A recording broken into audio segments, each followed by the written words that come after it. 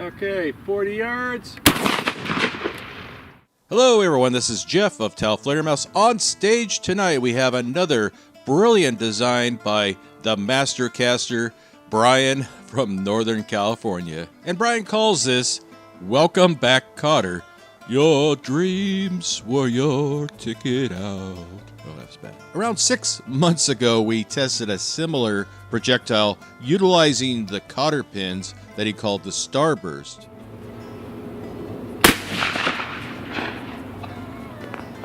Wow. Now, the Starburst performed brilliantly. It was, I believe, the first 12-gauge projectile that ever utilized Cotter pins in its design.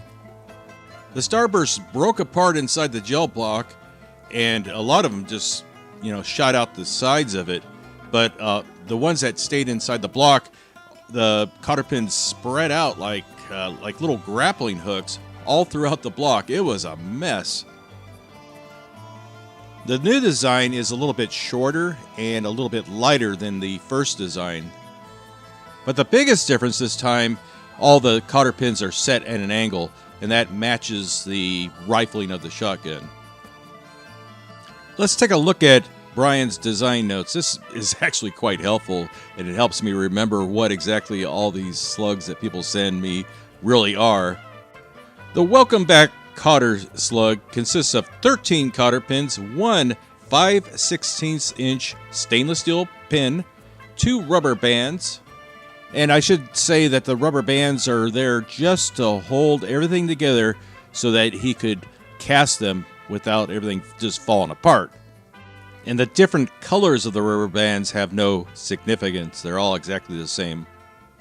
All the components are cast in an epoxy resin that has to be strong enough to withstand all the forces of being shot, but weak enough to break apart upon impact.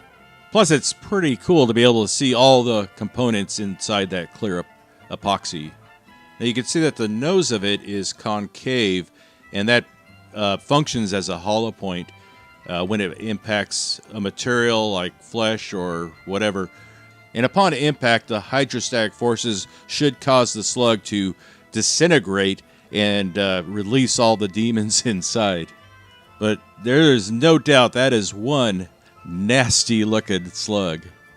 Now the slug weighs in at 26.8 grams, 0.95 ounce, 413 grains, or 17.2 pennyweight if you're an ancient European. Now, like most of the projectiles we test out, we will be using a 2-piece discarding sabot. Today we'll be driving all the projectiles with 27 grains of long shot. Now, normally I use long shot for projectiles over 1 ounce, and this is just under 1 ounce. So we'll see how that works out. It's definitely a learning experience for me. I have a lot of long shot. The other powders that are faster burning than long shot, I don't have so much of, and it's difficult to get right now.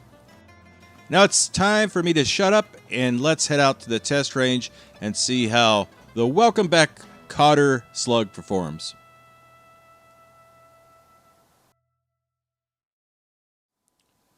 Well, we're out at the test range. That was a quick trip, huh? And today we'll be using the static test rig. This utilizes a remote trigger. You can see the squeeze handle on the table right there. This was designed by a viewer named Brian from Cincinnati. And basically this takes a lot of the human error out of the test. We can't blame the shooter if the slugs go cattywampus on us. Now the sun had just popped out. It has been a really foggy and dreary winter for us here. So when the sun comes out, I load everything up and scramble out to test this stuff. The first target is the wet catalogs. It has been soaking in a bucket of water overnight, and it's all swelled up and ready for the first test. Now we are 20 yards away. Hopefully we get good burn on these, and we should get some good chronograph readings. Are you ready? Yes, I'm ready. Okay, shot number 1. Oh, very nice. So it says 1028. So it is possible that we didn't get full burn, but man, that thing was dead on accurate. I was aiming right at the middle. Okay, shot number 1. I had the O-sight red dot pointed right there, and it hit just a little bit high. I was a little bit optimistic. And out the back, we could see the core. It made it through, so that's a good sign. Now, this one was traveling at 1028 feet per second, and I was hoping to get around 1,300 feet per second with this powder load. But, you know, it'll be interesting to see how these slugs perform at a subsonic speed. Now I was aiming at the center, which is about right here, and it's pretty good for the first shot. It's looking really accurate. We can make little adjustments as we go on, but I'm really happy with that. 20 yards. That's what the shotgun's sighted in for. So let's open it up and see. Well, first of all, let's turn it around. We did get a small hole leaving it, so that's probably the penetrator core. Remember, this is about 7 inches thick there, so kind of represents a deer or something like that, you know. Okay, so large hole, bigger than my thumb, and then as we open it up, you don't see a lot happening yet.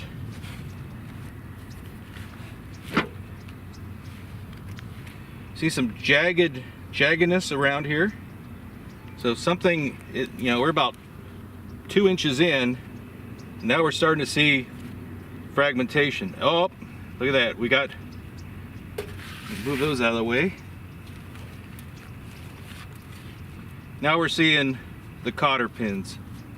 And amazingly, they open up like fish hooks or whatever.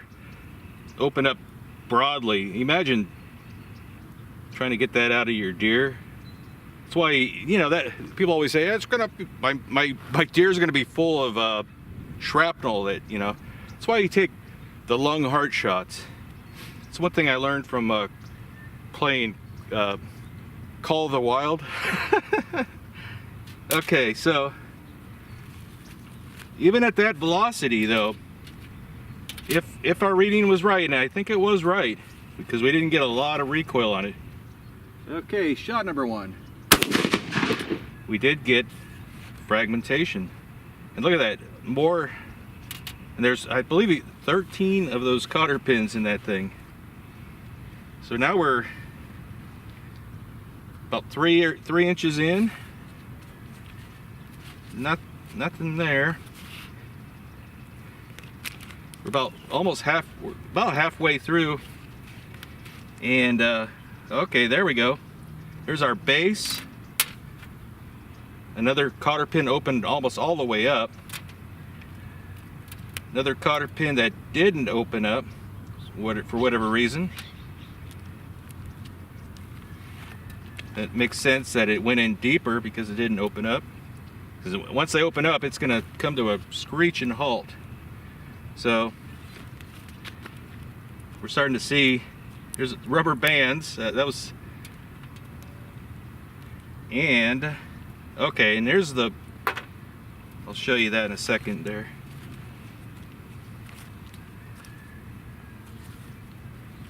And then we have just the penetrator core that slipped out and made it all the way through. So we had good penetration, good energy dumped from all the fragmentation. And really, because we didn't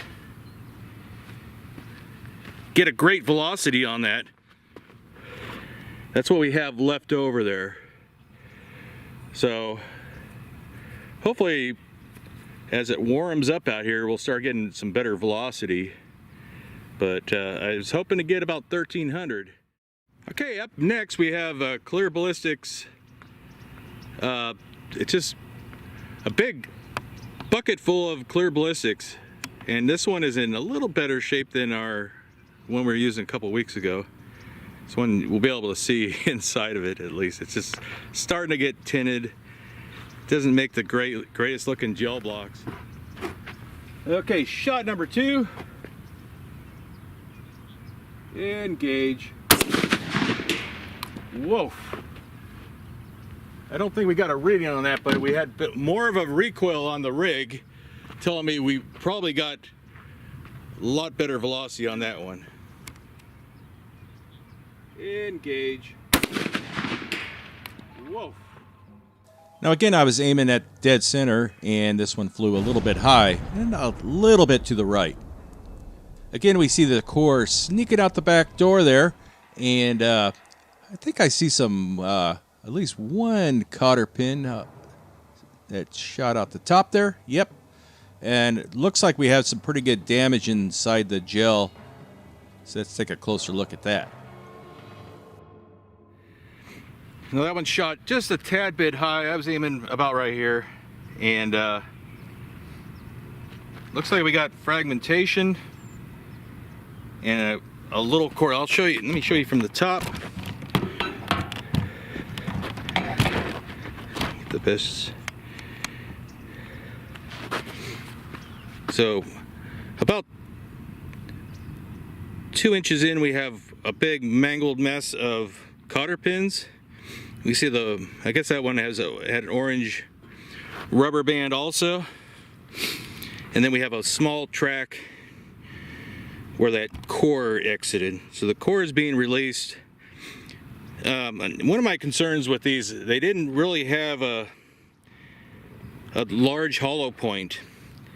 And I wasn't sure, this is a learning moment here, wasn't sure if that was going to be sufficient to cause the hydrostatic fragmentation. You know, hits the gel, and it needs like a hollow point to cause, you know, the pressure to expand it and fragment it. So accuracy wise, pretty good.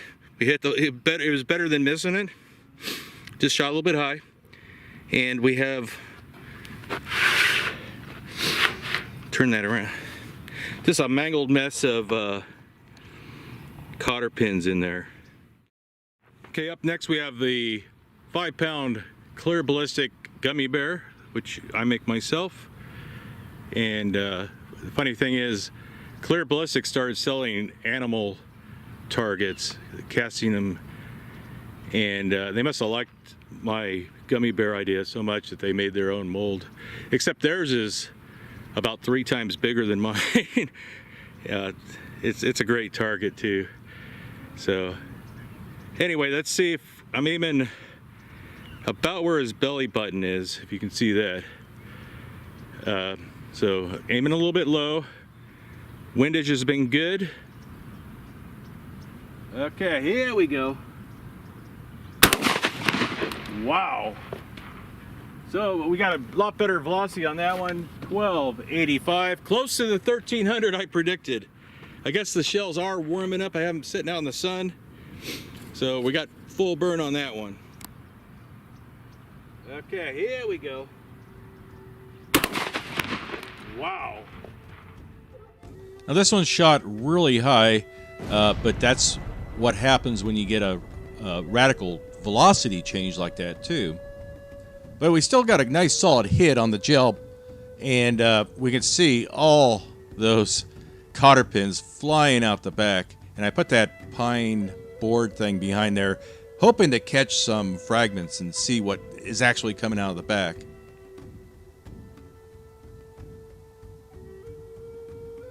Okay.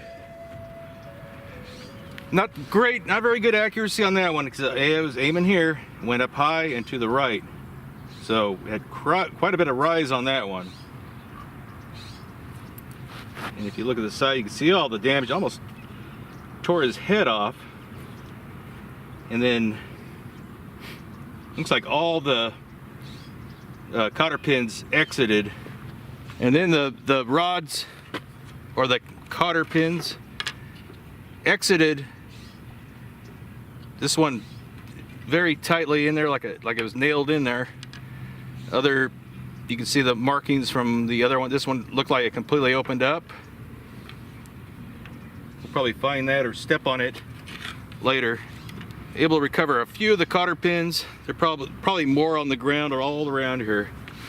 Got to pick those up because They always end up in my tire if I don't do that. All right, up next, the 30-pound lead plate. Hopefully I don't hit the same hole. I'm aiming a little bit to the left. Try to hit maybe that T if we're lucky. Let's see if my luck is with me today. Some days I'm lucky, other days not so much. So I am compensating a little bit. I'm aiming a little bit about inch low or so. See if that formula works out or not. Here we go.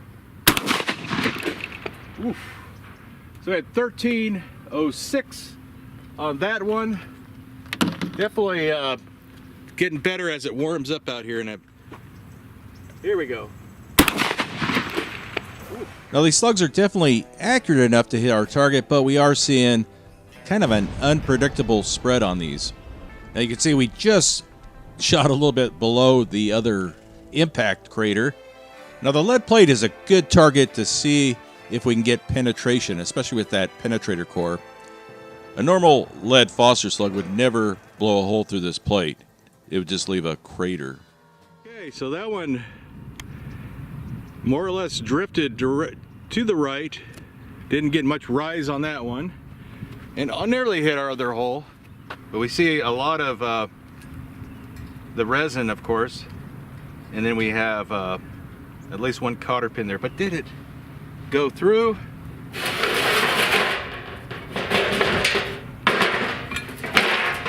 Oh my gosh. Maybe 10 feet more a second faster and probably would have squirted through. There's our core. So at least we had a pretty decent area of the lead plate. Not the best placement, mind you, but it hadn't been compromised or anything. So there's our core, almost made it through. Maybe with a little more velocity, I think it would have made it. I was sent this sticker by a guy who supports me on Patreon, Williams Cartridge Company. Sent some stickers, a shirt, and a hat. So today we have the shirt or the sticker out here today. I don't know whose sticker's cooler. Don't know. Anyway, this thing over here, that is so I can focus the high-speed camera. Sometimes it's very difficult to focus on a, like the ballistic gummy bear where you don't have hard lines to focus on. If you're wondering what that is, that's what it is.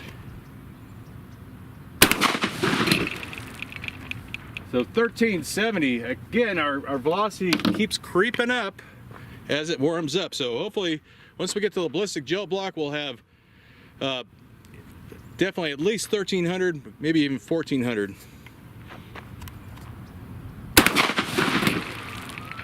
Now in this shot we see outstanding performance. We nailed the sticker, just shredded that sticker in fact. Now as far as precision goes, we would love to see all the slugs land in the diameter of a soda can. Now remember, these are handmade projectiles, so there may be minor differences from one slug to another. Okay, so that one was relatively accurate. We actually hit the sticker, point of aim, close to the point of impact. It just went maybe half an inch high on that one, so that was pretty good. So we dead center, that's always good. Almost split the thing in half. And then we don't see any, we see the exit of the core, really nothing else. I don't see anything else, but in the jug was a whole bunch of the cotter pins, split pins if you're in Britland. It's a real dog's body. So anyway, what's a dog's body? Anyway, you see most of them opened up. All of them, actually, they all splayed out, kind of turned into fish hooks inside the target. But they're light and the water really killed off their energy. So that's kind of understandable too. Right, next up is just a fun target. It's a ghoulish looking, I don't know what it is, a goblin or I have no idea. I don't know my monsters very well. But it was sent to me a couple years ago by a viewer named Sideshow. I'm not sure what his real name is, but he sent me this thing and it's It's just downright creepy. You may have seen it in videos before. So I'm aiming at his eye, which is kind of in the center there. And let's see if we can get anywhere close to that. See if we get any fragmentation. Alrighty, here we go.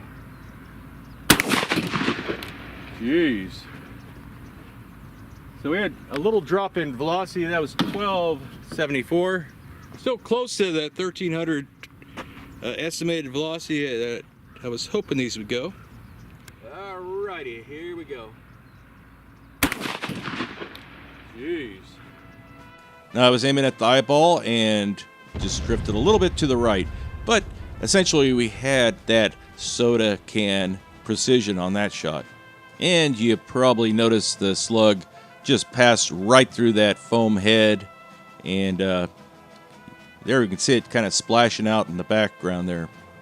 I'll tell you what, one of my goals for 2026 is to hit that eyeball. Not a bad shot. Went a little to the right. Just a tad to the right. And kind of hit him in the bridge of the nose. Right between the eyes, more or less. I wish I would have called that. I'm going to aim right between his eyes, but he was just kind of sitting like that. Those eyes are just so realistic looking. They're creepy. So it blew a lot of foam out the back. And then we can find just a single hole that corresponds with that coming out of the back there. I don't think it fragmented. It's just like spray foam. I think it's probably not dense enough to cause any fragmentation. Even found that on the ground. That's not from this. I just did not want to drive over there. I gotta when I'm done here, I gotta pick up all this stuff and make sure the owner of the property does not get mad and boot me out of here. Okay, up next we've got the mild steel plate. This is I believe it's 3/16 inch thick, or about what was that, 5 millimeters. Just mild steel. Normal slug will just dent it, and we'll see if we get penetration from that core. I'm aiming just at the bottom edge of that Tailflater mount sticker. All right, yeah. Woof. All right, yeah. Woof. Now, just for reference, that sticker is about the size of the diameter of a soda can, and it landed outside of that. Now, so far, we've seen really good stability of these projectiles. No wobbling around or tumbling, none of that stuff.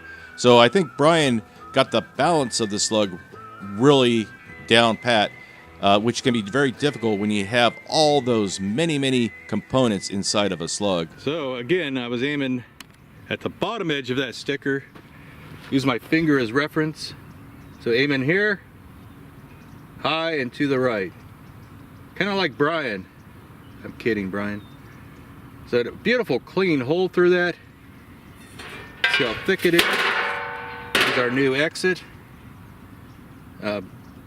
Impressive penetration in thicker steel plate like that. 40 yards away. That's practically double what we were shooting before, right?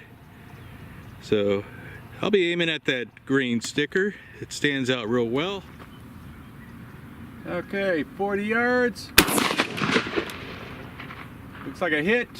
1302 on the lab radar LX. Okay, 40 yards. Now, based on all the shots we took at 20 yards, I decided to aim way down there, and that paid off.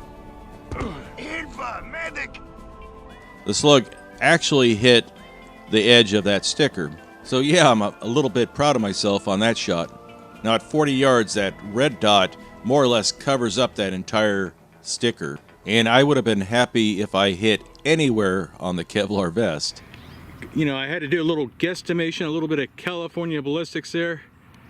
Aiming, you know, quite a ways below that sticker, almost to the bottom of that Velcro. It did drift to the right, but technically I hit it. You can see a little smile in the sticker. sticker made by Hub City Slaps. Such good quality, it still is stuck on there. And there it is. Almost in one piece. Just the top of it broke off, which is kind of unusual. Kind of exposed. Well, maybe the core. Yeah, the core squirted out a little bit. So the slug is essentially completely intact. There's a little bit of cracking going on there. Fracturing of the, you can see the breakage there. We got a nice, really pretty, pretty nice block of clear gel. And Brian asked that I use the duckometers to measure the energy of going through the gel. Sounds high tech, but they're kind of cute. So let's see. Let's see how. This is our last one, so I better get this one right. Let's see how the welcome back Cotter does on ballistic gel. I'm ready. Woo! There's some duck flying there. I'm ready. Now when you see this shot, you can understand why my table gets so bent up, and I have to beat it back into shape after every test. Now we saw a tremendous energy jump and full penetration of that penetrator core, and we see the double detonation of the gel. It's kind of like dieseling. Now it's kind of rare that happens. All the conditions have to be just right for that to occur. And then we can see the gel block puking out all the debris, all the resin out the entry hole there. Not bad, not a bad shot at all. Of course, the core made it all the way through. It's somewhere in the vest or on the ground somewhere. But great penetration of the core. The cotter pins are all localized approximately